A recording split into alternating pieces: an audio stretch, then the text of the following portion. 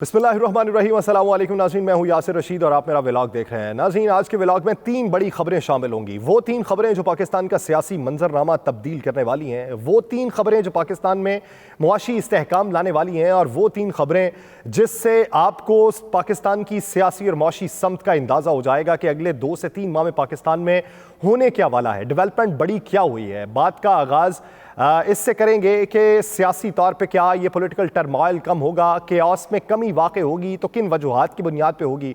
दूसरी खबर ये कि आज़ाद जम्मू कश्मीर के हवाले से बैनुल-अक़वामी सतह पे अब बातें क्या हो रही हैं। और तीसरी खबर ये कि अरशद शरीफ साहब के हवाले से डेवलपमेंट क्या हुई है उनके केस के हवाले से। तो बात का आगाज़ करते हैं। ज़फ़र हिलाली साहब ने, जो सीनियर तज्ज़ियाकार हैं पाकिस्तान के, उन्होंने कल एक खबर ब्रेक किया। उनका ये कहना है कि मुस्तनद ज़राए ने यह बताया है कि एक मुआहिदा तय पा चुका है हुकूमत और अपोजिशन के माबैन, यानी PDM और इमरान खान साहब के माबैन। और ये मुआहिदा उन मुलाकात के नतीजे में तय पाया है जो मुतअद्दिद मुलाकातें वफाकी वज़ीर ख़ज़ाना इसहाक़ डार और सदर ममलिकत डॉक्टर आरिफ अलवी ने की हैं। और इस मुआहिदे के निकात ये हैं, इनमें जो मंदरजात हैं वो ये हैं कि मार्च के अंदर पाकिस्तान में कुली तौर पे तमाम असम्बलियों को तहलील कर दिया जाएगा और फिर निगरान हुकूमत लाई जाएगी। निगरान हुकूमत के नामों पर इस वक्त इत्तफाक हो रहा है।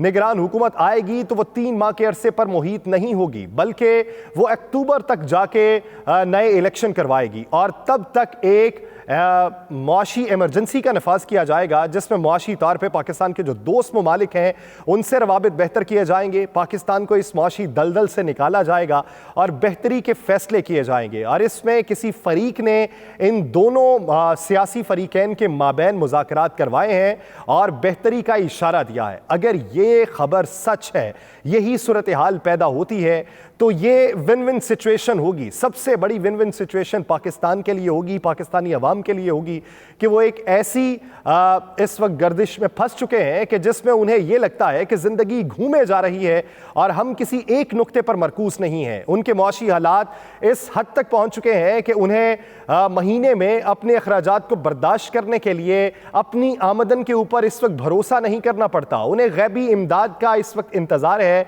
कि कहीं से कोई गैबी मदद आए जिससे उनका सर्कल चल सके। इसमें पॉलिटिकल जमातों के लिए सेटबैक हो सकता है, कुछ जमातों के लिए, उनके नैरेटिव के लिए, लेकिन पाकिस्तान के लिए यह बेहतरी की खबर है। अगर यह खबर सच है तो मुस्तनद ज़राए ये बताते हैं कि ऐसा मुआहिदा तय पा चुका है और ये कुछ ही दिनों बाद मंजर आम पे भी आ जाएगा और ऐसी हलचल भी आपको दिखाई देगी। लेकिन कल के दिन एक जो बड़ा वाक़या रूनमा हुआ, उससे बैनुल-अक़वामी सतह के ऊपर पाकिस्तान के ऊपर बड़ी हर्जा सराई हो रही है। भारत को बहुत ज़्यादा मौका मिला पाकिस्तान के ऊपर बात करने का।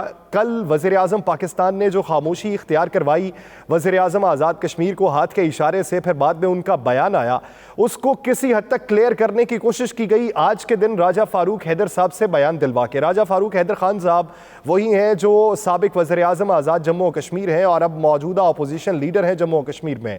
उनकी जानिब से बयान आया, उन्होंने तनवीर इलियास साहब की सियासी कदगाट के ऊपर बात की कि क्या सियासी कदगाट है और अगर उन्हें किसी तकरीब में नहीं बुलाया गया था तो वो तकरीब में लेने क्या गए। उन्होंने बात की और किसी हद तक उसे जस्टिफाई करने की कोशिश की कि वज़ीर आज़म के बारे में अगर बात की है तो अपोजिशन लीडर आज़ाद जम्मू कश्मीर ने बात की है।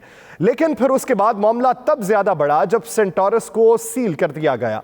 सेंटोरस मिल्कियत है आज़ाद जम्मू कश्मीर के वज़ीर आज़म राना तनवीर इलियास साहब की, तो उनके उस मॉल को सील कर देने के बाद वहाँ पे जो बड़ी तादाद के अंदर लोग निकले, उससे बज़ाहिर एक पैगाम ये गया कि अगर आप हमारे खिलाफ कोई आवाज़ उठाएंगे तो हम आपका जो कारोबारी सर्कल है उसको बंद करके रख देंगे। सेंटोरस के बारे में आज अता तारर साहब ने आके ये बात की कि बेशतर उन्हें शोकॉज नोटिस जारी किए जा चुके थे, खिलाफ वर्जी पर आज उसे सील कर दिया गया। लेकिन आपने सील करना था तो कुछ दिनों का तवक्कुफ कर लेते। आपने सील करना था, अगर खिलाफ कानून कोई कार्रवाई हुई थी तो कुछ दिनों पहले कर देते।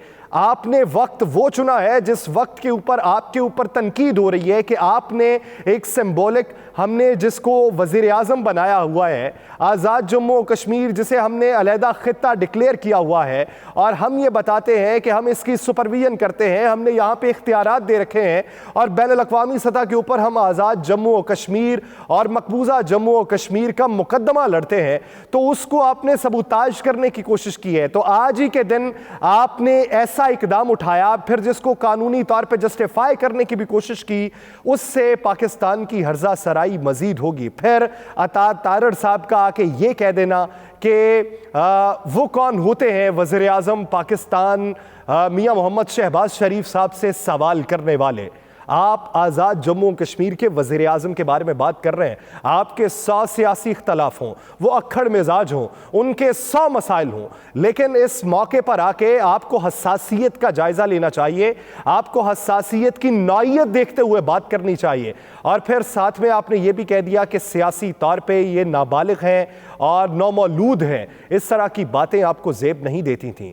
आपको इन बातों से परहेज करना चाहिए। ये बातें भारत में उठेंगी और भारत आपके खिलाफ महाज सरगर्म करेगा। ये बातें बैनुल अक़वामी सतह पे उठेंगी और आपको वहां पर जवाबदेही करना होगी। तो इन बातों से आपको गुरेज करना चाहिए था। पाकिस्तान का सियासी मंजरनामा किस हद तक तब्दील हो रहा है, इसका एक इशारा सुप्रीम कोर्ट का आज खुद नोटिस लेना भी है। आज चीफ जस्टिस ने आज खुद नोटिस लेते हुए आज जो समाअत की है, उसमें चीफ जस्टिस ने उनकी जो मेडिकल रिपोर्ट है वो गैर तसल्ली बख्श करार दे दी है, जबकि आज रात तक ही मुकदमा दर्ज करने का भी हुक्म दिया था और मुकदमा इस वक्त तक दर्ज हो चुका है। थाना रमना में पुलिस की मुद्दत पे यह मुकदमा दर्ज हुआ और 3 अफराद के खिलाफ यह मुकदमा दर्ज किया गया है। वकार अहमद, खुर्रम अहमद और उसके साथ साथ तारिक वसी के खिलाफ यह मुकदमा दर्ज हुआ है। याद रहे कि ये वही 2 अफराद हैं जो उस वक्त साथ में मौजूद थे अरशद शरीफ साहब के, जब उनके ऊपर हमला हुआ था। तो इनको इस मुकदमे में नामजद किया गया है। आज की समाअत के दौरान सुप्रीम कोर्ट के तर्जुमान के मुताबिक अदालत ने सहाफ़ी बरादरी और अवाम के इस कत्ल पर तशवीश का इजहार और सीनियर सहाफ़ी के कत्ल का आज खुद नोटिस लिया। चीफ जस्टिस ऑफ पाकिस्तान की सरबराही में 5 रुकनी बेंच तश्कील दे दिया गया है और इस 5 रुकनी बेंच की सरबराही चीफ जस्टिस उमर अता बंदयाल खुद करेंगे।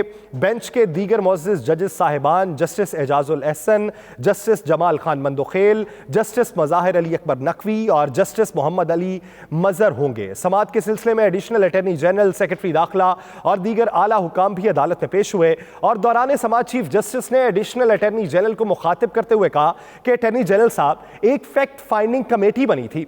अरशद शरीफ साहब की वालदा का खत आने के बाद सुप्रीम कोर्ट का HRCL तहकीकात भी कर रहा है। चीफ जस्टिस ने इस्तफसार किया कि वजारत दाखिला ने पिछले जुमे को फैक्ट फाइंडिंग कमेटी की रिपोर्ट जमा करानी थी, जो कि वजारत दाखिला ने अब तक जमा नहीं कराई। क्या वजीर दाखिला को बुला लें? कहां है वजीर दाखिला?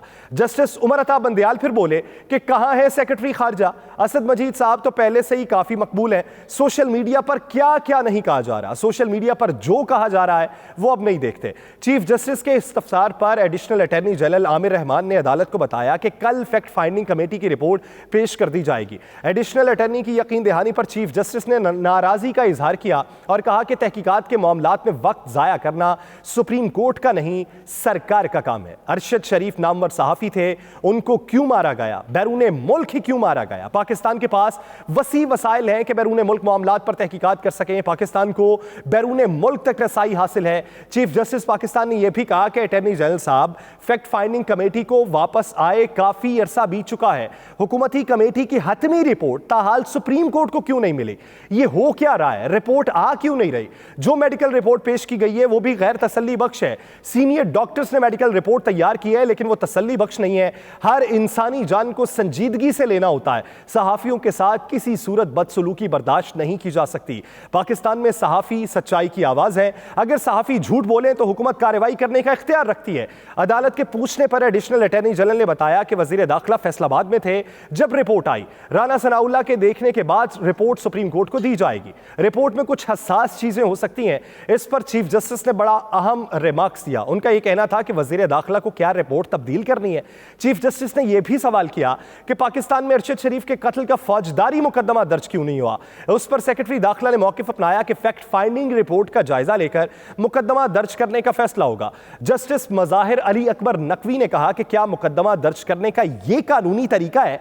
जस्टिस एजाजुल एहसन ने भी सवाल किया कि मुकदमा दर्ज किए बगैर तहकीकात कैसे हो सकती हैं, उसके कानूनी निकात फिर क्या होंगे, पैरामीटर्स क्या होंगे। इस पर चीफ जस्टिस का कहना था कि 5 रुकनी बेंच हालात की संगीनी की वजह से ही तश्कील दिया है।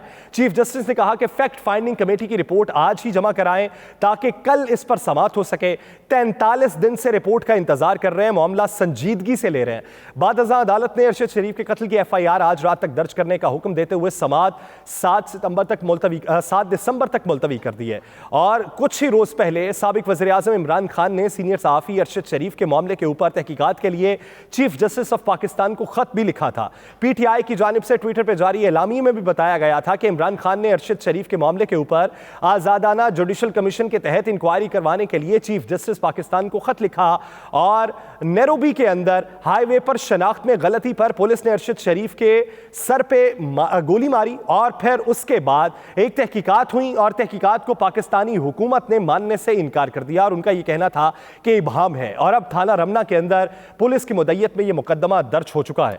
अब एक तरफ मुकदमात दर्ज हो रहे हैं और ये बेहतरी के लिए दर्ज हो रहे हैं, दूसरी तरफ कुछ ऐसे भी मुकदमात दर्ज हो रहे हैं जो पॉलिटिकल विक्टिमाइजेशन के जुमरे में दर्ज हो रहे हैं। एक तरफ ये कहा जाता है कि एक मुकदमा एक शख्स के खिलाफ एक ही जगह पर दर्ज किया जा सकता है, मुतअद्दिद मुकदमात दर्ज नहीं किए जा सकते। लेकिन हमने इन दिनों में यह भी देखा कि पाकिस्तान तहरीक इंसाफ के बेशतर रहनुमाओं के खिलाफ मुख्तलिफ सूबों के अंदर मुकदमात दर्ज हो रहे हैं। ये पॉलिटिकल टर्मोइल का खात्मा हो जाएगा, लेकिन सवाल ये बनता है कि अगर 3 महीने के बाद ये तमाम असम्बलियां तहलील हो जाती हैं और फिर अगले 6 महीने निगरान हुकूमत रहती है या 5 महीने निगरान हुकूमत रहती है, तो मुस्तकबिल क्या होगा, किन शराइत के ऊपर अमल दरामद करवाया जाएगा। पाकिस्तान तहरीक इंसाफ का नैरेटिव यह है कि इलेक्ट्रॉनिक वोटिंग मशीन होनी चाहिए ताकि साफ और शफाफ इंतखाबात हों।